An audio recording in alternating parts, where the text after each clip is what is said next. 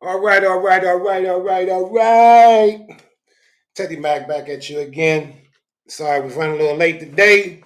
We're going to get things cracked off with this illegal immigration situation because something has to be done. Now, what we're going to do is I'm going to give you some information today that you be able to use moving forward that will help you out to put some money in your pocket. Um, there's been a bounty program set up where you can make you some money, and we're going to give.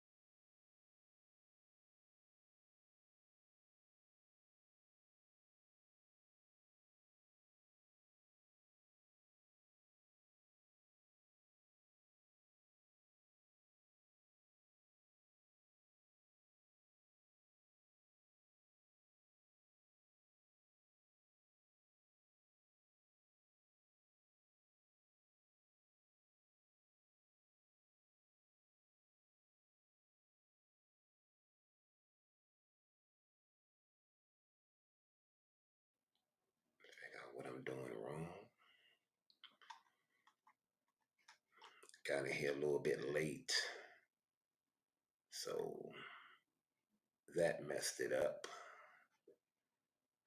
Hold up, I don't want to invite anybody. Not that. What in the problem is here? Now, what's the spotlight? Anyway, well, let's talk about illegal immigration. Um, a lot has been going on in this country. This border's been wide open, and I know why, but a lot of people vote with their emotions, and they're not looking at this through through a clear lens. Everybody's so caught up on trying to flex what a female this or knew this or that. Look, we don't have time for this virtual signaling stuff because,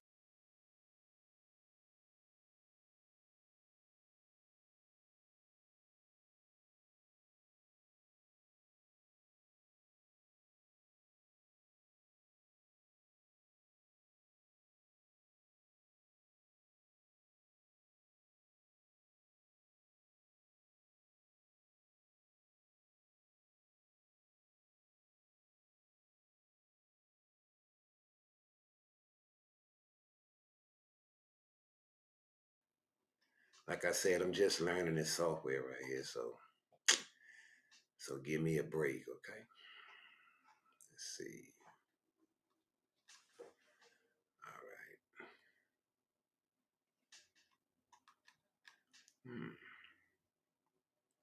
Man, this is not good. This is not good when I don't know what I'm doing.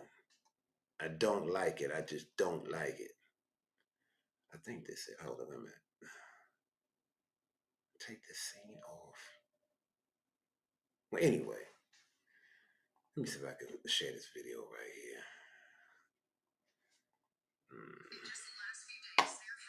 No. What is going on? Why can't I share this video? Hmm. And this is ridiculous because I just did this on the last broadcast, and I don't know what the heck is going on here. This is crazy. Insane.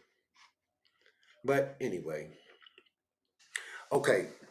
They've announced a bounty program that you can get $1,000 per person that you help to turn in. And I'm gonna be honest with you. Anybody know me? Know I don't do the snitch thing. That don't sit well with me. But I gotta use special considerations in this situation right here because these people over here attacking Americans. They over here interfering with your progress, using up your taxpayer resources. Look, we got enough problems in our own communities. We don't have time to be rescuing the world. If these politicians want to rescue the world, let them rescue the world. I don't see Joe Biden or Kamala Harris coming out their pocket with no hundreds of millions of dollars.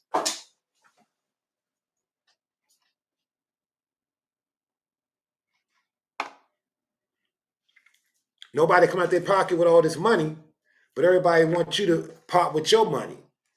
You know, $1.5 billion, and she don't have nothing to show for it, but some Beyonce and some Megan Thee Stallion rump shaking. Come on, man, get up out of here with that, man. Man, y'all gotta stop getting finessed like this, man. This is ridiculous. Letting these people just run over you like that and just finesse you and just tell you anything, man. Come on, man. Stop it. Get some help. Well, I'm gonna let you know. I ain't gonna let them finesse me. Okay. A lot of money missing. A lot of people missing. People talking about democracy and all this other stuff. They are the Democrat Party. They're not the Democratic Party. Okay? Because there's nothing democratic about them. It's just Democrats at this point. Now, I'm going to be honest with y'all. You might not like this, but I might have to shut this down and start it up again, because I cannot find, wait a minute, hold up. Let's see. I can't find this thing I was looking for. But this is a different software. I don't use a software like that. All right. So what I'm gonna do is, oh wait a minute. Duh. Hold up. Amazing. Hold up. Wait a minute. No. I thought that was it. Wait a minute. Hold up. Okay. Yeah. Here we go. But I was about to start this sucker over.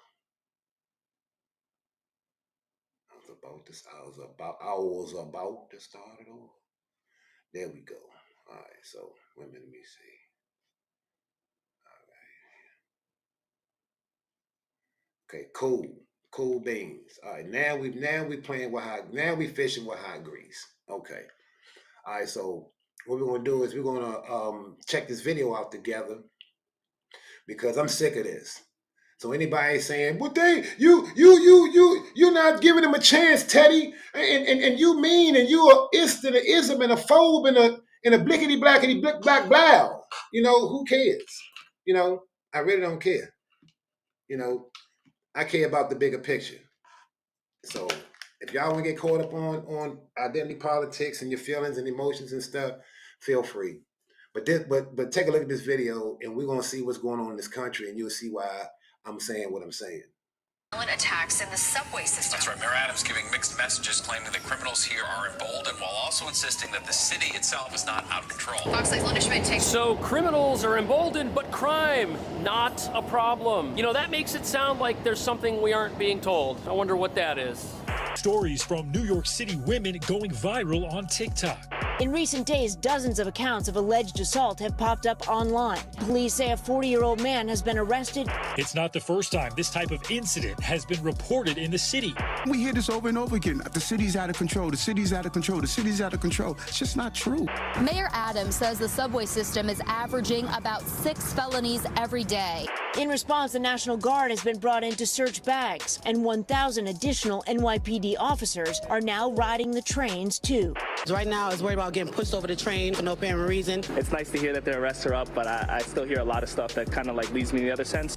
On the street, there is a general atmosphere of fear and disorder, and that leads to people being afraid to be on the train. But the mayor pushing back on the idea that crime is rampant in this city and expressing concerns that social media is stoking fears.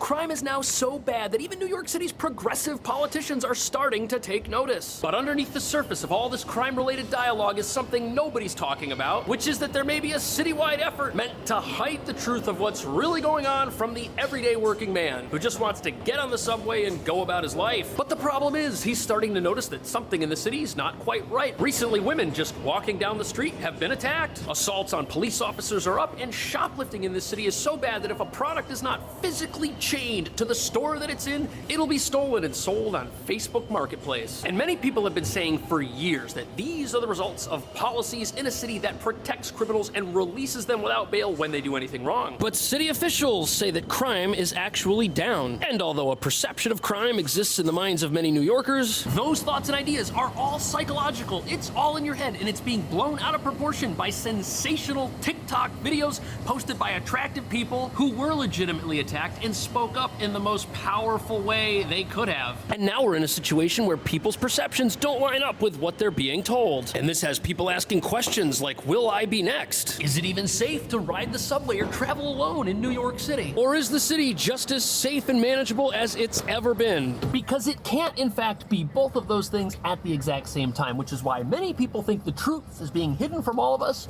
including the city's own leaders.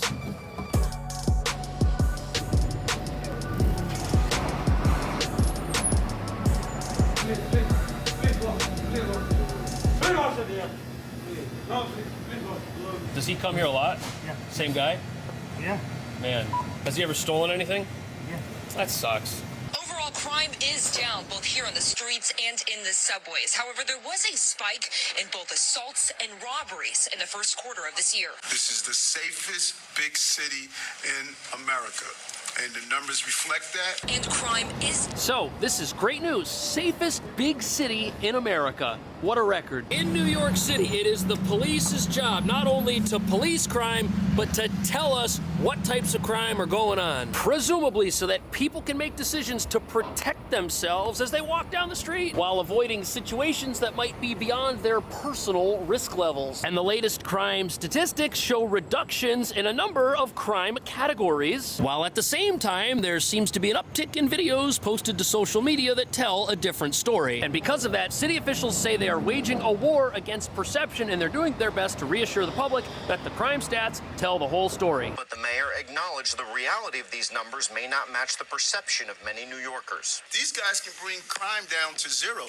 But if you don't feel safe because you see this disorder going on, then you're going to say that, hey, we're not safe. And so what we are... So the mayor says we're in the middle of a battle, but it's a battle for your mind. And if you think crime is up, you don't have a rational basis for those thoughts. Now, in the mayor's defense, crime today is not what it was when he was a police officer on the streets. But even though people in the Dark Ages were ahead of those from the Stone Age, they were not exactly living in the height of the Roman Empire, which preceded them. And that's got people saying that even though crime is technically better than where it used to be, it's still not where it was just a few years prior to where we are today. And apparently in the 1990s, when crime here was worse than it is today, your average Joe on the street perceived the city to be safer than people perceive it to be today. Now, that could mean one of two things. Either it means that the generation preceding mine, which is scared to death right now, was a stronger, much more vibrant generation with soul and grit who understood true pain. Or it means that without the ability to rapidly disseminate information across the internet that everybody can get in their pocket pretty much immediately, people's stories never got out. And that brings up a big question. What's more dangerous, information about crime or actual crime that's being committed that affects real people? And not everyone buys the whole sensationalization argument about crime and TikTok-style videos. For example, if somebody reads about a person getting randomly attacked, that's gonna affect how they feel when they walk down the street, just as it's gonna affect people to watch a video where somebody relays the same information. And Maslow's hierarchy of needs has self-preservation pretty high on the list, which means negative information will likely be more persuasive to people than positive information. And if it is in fact simple human nature to be more concerned with negative information that could personally affect you than to be overjoyed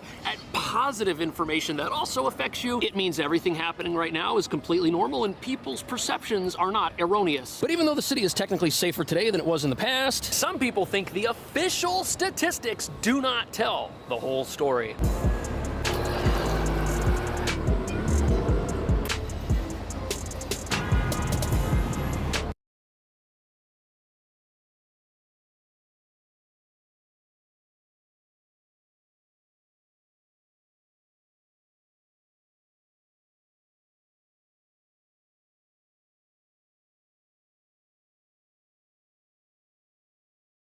Look at me, I'm talking. Yeah. Yeah, I just don't understand. I don't get it. How people let these politicians have their cities looking like this and taking their taxpaying money and then nobody's saying or doing nothing about it. It ain't making no sense at all. I don't get it. You know, and they keep voting them in on the premise that they black. Black? Man, look, black is an experience. Okay?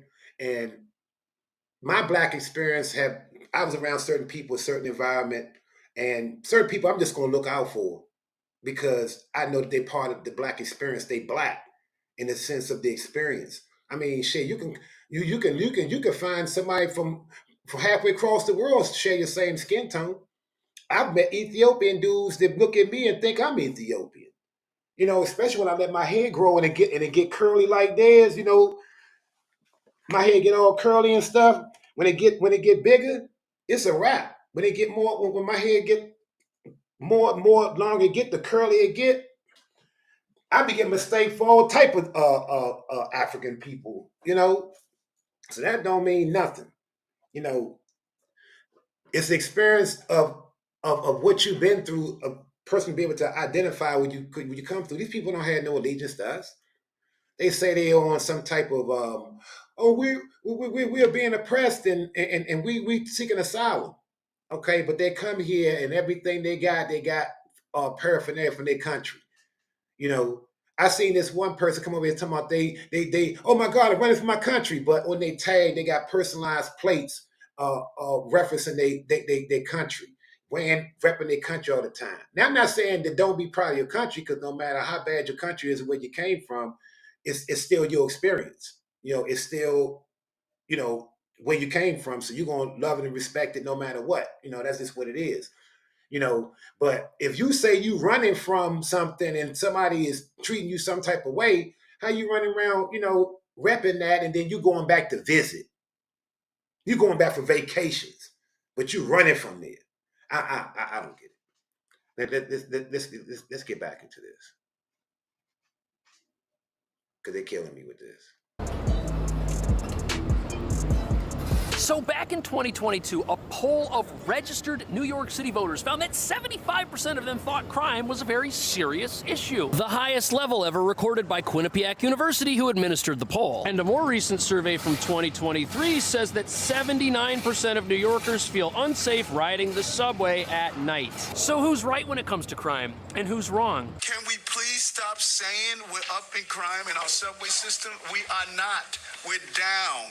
But transit crime did spike at the beginning of the year in recent high-profile... So according to the mayor, crime is down. And he's right, it is down. But whatever goes up must come down. So was it higher at any point in the past? According to the latest CompStat report, transit crime rose 18% the start of this year compared to the same time last year. And that report is from before the National Guard was rolled out to help the police in the New York City subway system. Which could mean we're all looking at the same statistics, just interpreting them differently. Either way, the survey mentioned earlier says crime is up 54% since 2017. And the same survey found that 51% of respondents felt unsafe riding the subway now during the daytime, which is more than double the 19% who said the same thing back in 2017. But even though crime is down, and a lot of people, myself included, feel safer seeing troops and police all over the subway, there is dispute over whether or not this has actually brought crime down or just kind of rearranged the crime that we were already going to have. The mayor says the subway system is still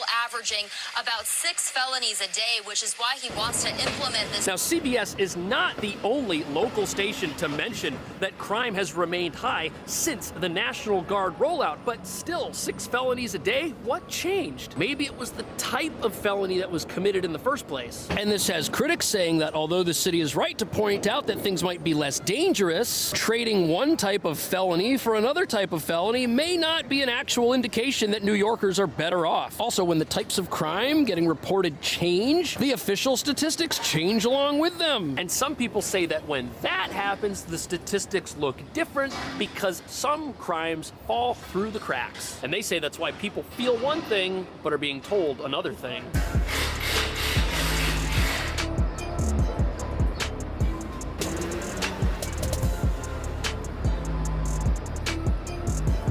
Felony assaults did see a 3.8% spike this quarter. According to a new report, there was a historic surge in assaults last year, which neared 28,000. So here we are with statistics telling us that although assaults are up, homicides, which are worse than assaults, are down. But if crime is down cumulatively in multiple dangerous categories, does that mean overall crime is down? Critics say it does not, and there's actually a way to demonstrate this by looking specifically at the category of crimes known as felony assaults. A loose definition of felony assault is attacking someone without legal justification with a weapon. But if someone attacks you and they're not using a weapon, like let's say they use their hand, it's no longer felony assault, but it's still an assault. And you might be wondering, where does this new type of assault get recorded if it's not recorded as a felony assault? Well, here's where things get interesting, because according to Bloomberg, these assaults are the ones falling through the cracks that not everybody knows about. In fact, they say that the TikTok crime wave we are witnessing is real,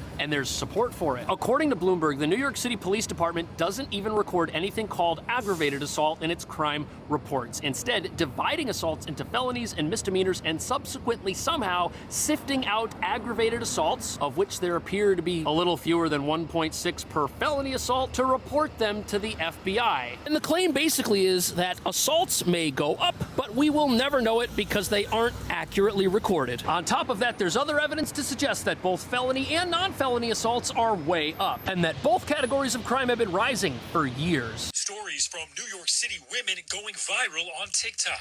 I literally just got punched by some man on the sidewalk. Several women have posted these videos describing similar allegations in just the last week. Okay, so now we get to these videos, and criminal sympathizers are quick to say that, you know what, these are isolated incidents, just a few videos that went viral, no big deal, it's sensationalism. And as we just read, these videos are part of a larger story of things that are happening negatively to multiple people, not just those who posted about it. And what's crazy is without TikTok, the punching bag of social media, most people would never have even known that this happened. And that's because not all assaults get reported to police. And it's definitely faster to make a video about something right after it happens as you're walking down the street than it might be to locate a New York City Police Department, travel there, and fill out paperwork. On top of that, most assaults that occur without the use of a weapon are not reported to police at all. We're talking only 42%. And given the lack of personal transportation options that many people who don't have an e-bike or a car are stuck with, that number could be even lower. And that could mean a situation exists where the types of crime that get reported are those that are hardest to hide and cover up. Like, let's take the incidents of someone discharging a firearm. The city uses sonic gun detectors to pinpoint and triangulate where that may have happened. There's a lot at stake when one of those goes off, and it's very hard to cover up something like that and not report it, especially if the general public is aware that it happened. And it's the same thing for crimes that may cost people to lose their ultimate possession. If something tragic like that occurs, it's very hard to cover that up as well. Now, maybe the official statistics are right. Maybe our leaders are not misled. But the problem is that when something bad happens to someone, to then hear that it's not real, or that it's all in their head, or that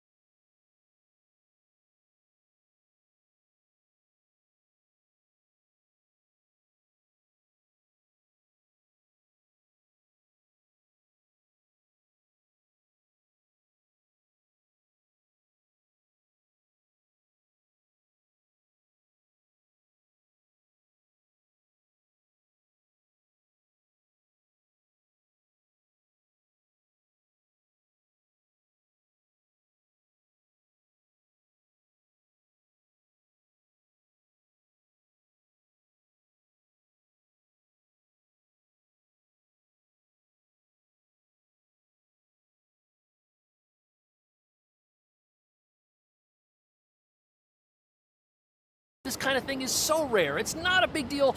That's insult to injury to someone who's just been victimized. And it could be making the city's crime problems even worse.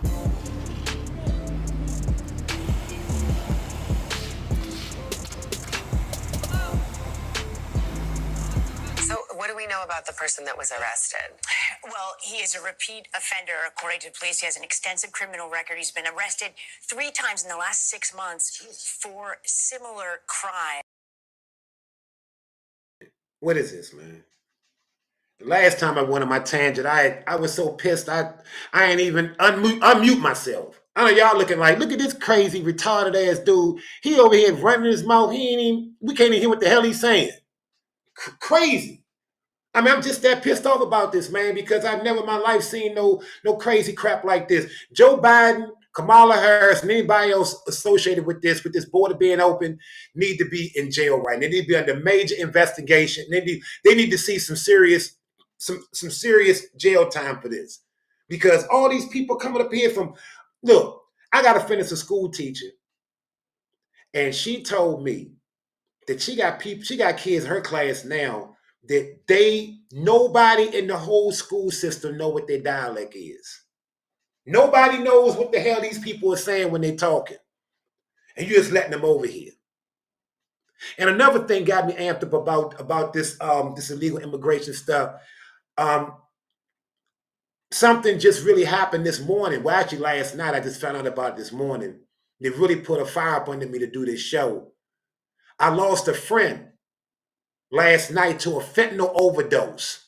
So you can add me to the list of people that you have encountered that have people that this fentanyl thing has directly affected. It's not the only person. I have friends I grew up with that they was out in the streets doing hard drugs anyway. So it was bound to happen sooner or later because they was out here 5-4 anyway. So it is what it is. But this was a young cat. He was going through some stuff, and he wasn't doing, what he's supposed to do, but he still don't deserve to be dead for a fentanyl overdose because he went through some depression and, kind of took the depression pills a little too far and got to a point where he was buying them and bought them from the wrong person and it was laced with fentanyl and they killed him last night. And it's a young cat. He in his 20s. This ain't no old cat. This a young guy. This shit is affecting a lot of people. And these drug lords, these gang members, and these so-called scared for their life asylum seekers, they are bringing that shit over here, killing people. And it needs to stop. So I'm with Trump. I'm with Tom Homan. And if Trump or Tom or anybody associated with them see this video, I'm available. Okay, however I could be of service, I'm available. And I'm damn sure gonna be dropping dimes. Because I'm getting some of that bounty money. And we're gonna finish out this video right here, and we're gonna come back with some videos showing you about this bounty program that's starting up. And you can check your local area to see what your area doing. But it's a lot of money coming up, so don't miss your lick being all emotional. I ain't trying to separate nobody, families. Look, nobody told them to come to that border. They came on their own. They knew the risk. So now here's the reward for your risk. Here's what you about to get. Deported. So I don't hear nothing about nobody separating no families and birthright citizenship. All that, none of that shit make no sense to me. And I don't honor none of that. Okay? So as far as I'm concerned, if you're illegal, if you came to this country at any point other than the port of entry, then you're illegal. And you need to get up out of here. And just like Tom Homan say, we ain't got to separate families. They can all go together.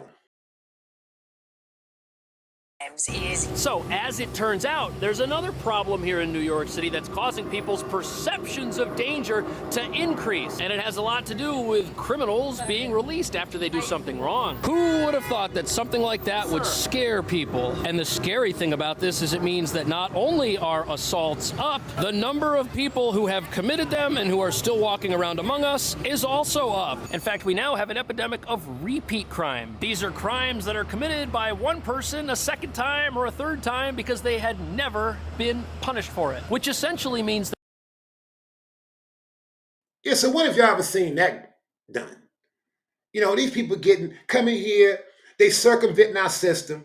They getting public assistance, which is paid for by your tax dollars. They sit up in the jails living off your tax dollars. They sitting here getting welfare and all this different stuff off of all our tax dollars. And y'all are not woken up to the point yet where y'all realize what's going on. Y'all still vote for skin tone. Y'all still voting for blackity black, black, black? Man, y'all crazy. That the number of criminals in New York hasn't necessarily increased, but the amount of crimes they're able to commit has drastically gone up. In fact, there's really no ceiling for it, because at what point are we going to put them in jail? Never. And it is the catch and release.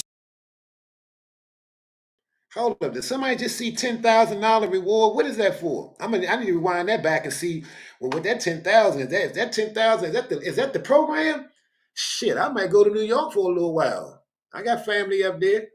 System of law enforcement in New York that has people worried. And the question this has a lot of people asking now is, how do they take their own personal safety seriously if the city isn't taking their own personal safety seriously? And what's it gonna take to put someone behind bars who's out there hurting people? He is what the police call a recidivist, and I've had conversations not just about this spate of crimes, but also about what's going on the subway, and it's one of the largest concerns right now in the NYPD. They are arresting the same people for the same crimes. You know, most people find it very hard to believe that city leaders can take issue with people's perceptions of crime when stuff like this is allowed to go on. And what nobody's talking about is that this is evidence. Evidence that punishing violent criminals would probably cause people to feel safer and better about their city. For example, if a 5-time repeat offender were thrown in jail after the first offense, the other 4 never would have happened. But wait, there's more. A recent study shows that 5% of criminals commit 50% of the crime we're dealing with. But sadly, just as the campaign to reform New York City's bail laws and bring them to their current state took many years, it's probably the case that rolling those back could take an equally, if not longer, period of time. And many of the arguments for keeping bail reform in place go something like this. The fact that we have crime in New York City is not the fault of bail reform. No, the fact that we have increasing crime is because of other problems in society that have nothing to do with the criminals themselves. And the only way to fix it isn't to get rid of bail reform, it's to get more of it. If we had more of it, there would be even less penalization, less prosecution, and that would uplift society and make the world a greener, better place. Is that a real argument? Would that make New York City safer? What do you think the city should do to crack down on crime? Let me know. I'll see you in the next video. In just the last few Yeah, I think we need to do a lot to crack down on what's going on. This is ridiculous. Ridiculous. All right, we're gonna move on to this program, to this to this bounty program for these illegals, and see if we can get some paper. See if we can get a bag up off of this. You know, we need to get a bag up off of this. So let's see what's going on. Let's roll with it. We are following up tonight on a St. Louis County lawmaker's call to pay people $1,000 bounties for turning in undocumented migrants in Missouri. Fox News' Andy Banker shows us the plan that is drawing major push.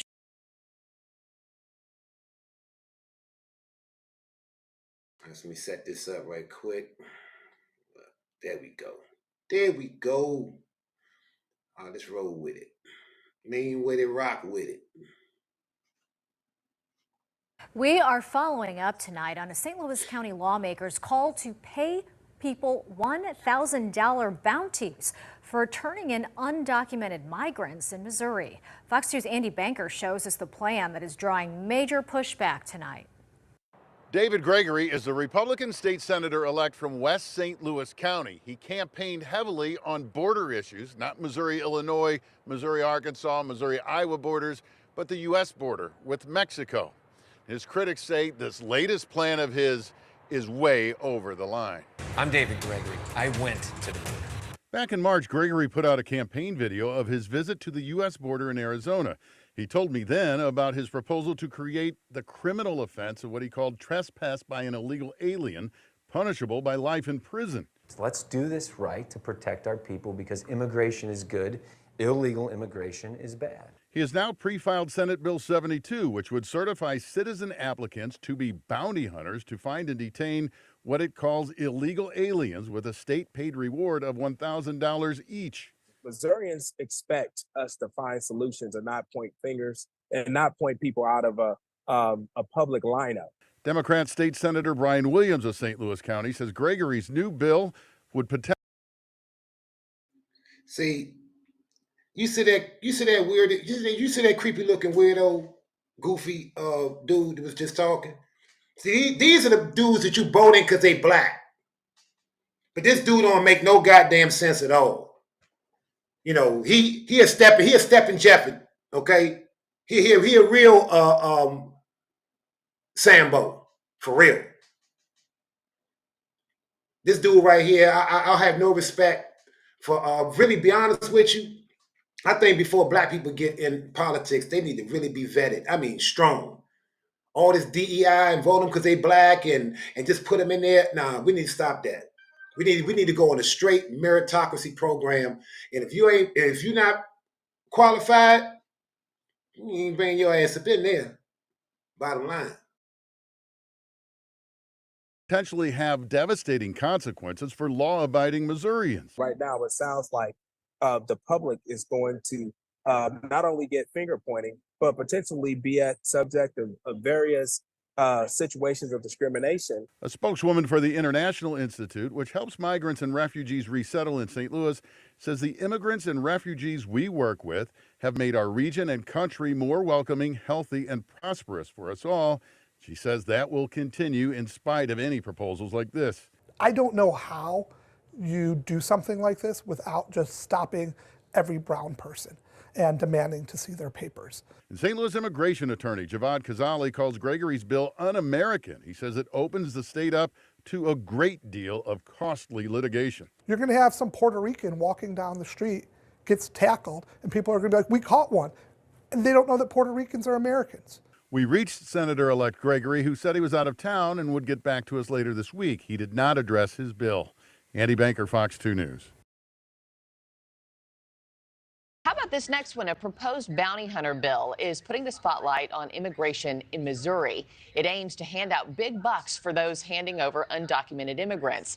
And the man behind it is Republican State Senator-elect David Gregory.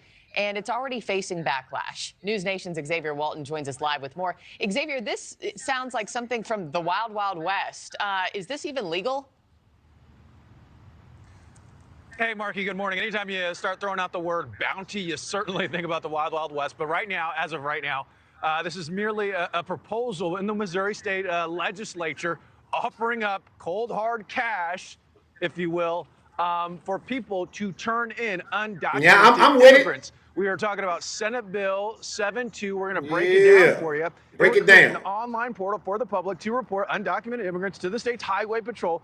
If that call or, say, message leads to an arrest, that person who notified authorities would be eligible for a $1,000 reward. SB 72 would also create a Missouri Illegal Alien Certified Bounty Hunter program, allowing everyday citizens to become bounty hunters for immigrants without the proper documents. Funding would come from the state, and immigration attorneys are already raising red flags. I don't know how you do something like this without just stopping every brown person and demanding to see their papers. You're going to have some Puerto Rican walking down the street, gets tackled, and people are going to be like, we caught one. And they don't know that Puerto Ricans are Americans. Well, Joe Biden and Kamala Harris created this mess. They created this cluck fuckery we got going on right now. Okay? So talk to them.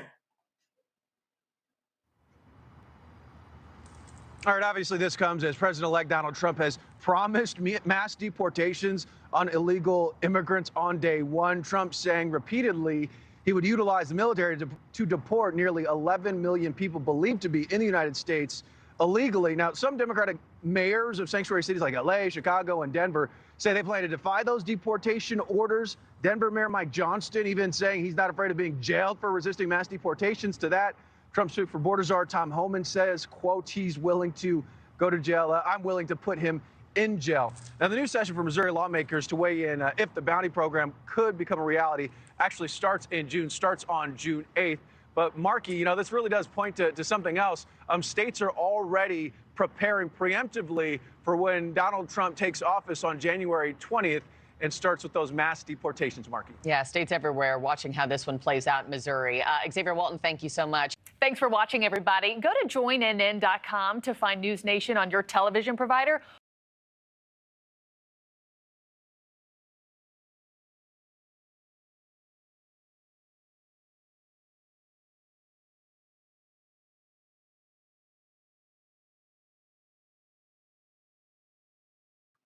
Yeah, this is retarded. We shouldn't have to be doing this. This is ridiculous. I don't understand what country we're living in right now where we gotta deal with stuff like this. But look, I'm done with this for right now. I'm gonna be back later on. I'm gonna have another subject later on this evening. Don't forget to like, share, and subscribe, comment, and also too, you can if you have any ideas or shows, anything you want to send me, you can also email me directly at ttmscomments@gmail.com. So that's just basically the Teddy Mac Show comments@gmail.com. But if you shorten it down because there's too many words, so ttmscomments@gmail.com. Thank you for showing up. Appreciate you. Love you. Have a good day.